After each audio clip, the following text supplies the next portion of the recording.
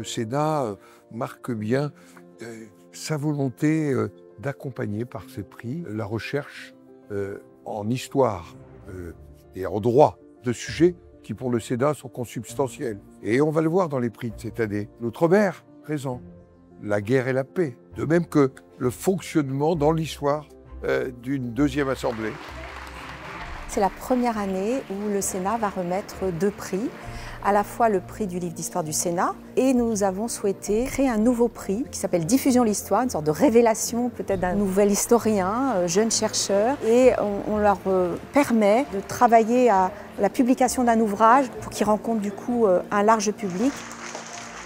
Je crois qu'à la fois la question de l'énergie pour Jean-Baptiste Fressos, le prix du livre d'histoire du Sénat, mais également M. Gay-Dupuis sur les questions de bidonville, enfin voilà, des questions d'aménagement de nos villes. Ce sont des questions pour nous parlementaires très importantes, mais ça nourrit aussi le débat public. Nous allons donc remettre aussi le prix de la thèse. Pour cette année, nous avons une lauréate qui est de l'Université de La Réunion. C'est une réflexion à partir de l'article 73 de la Constitution. Ce sujet est intéressant parce qu'il englobe à la fois du droit constitutionnel, du droit des collectivités territoriales et du droit des Outre-mer.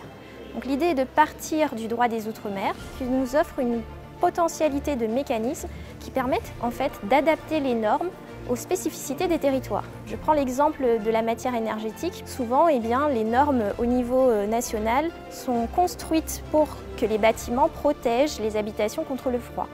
Et en Outre-mer, ça n'a pas de sens. Les collectivités territoriales en Outre-mer ont eu la possibilité d'adapter les normes grâce à cet article 73. Et l'idée est de partir de ces mécanismes pour les développer dans d'autres collectivités territoriales hexagonales, par exemple, qui en auraient besoin pour l'environnement, pour la gestion des déchets, bref, pour tout type d'action publique locale.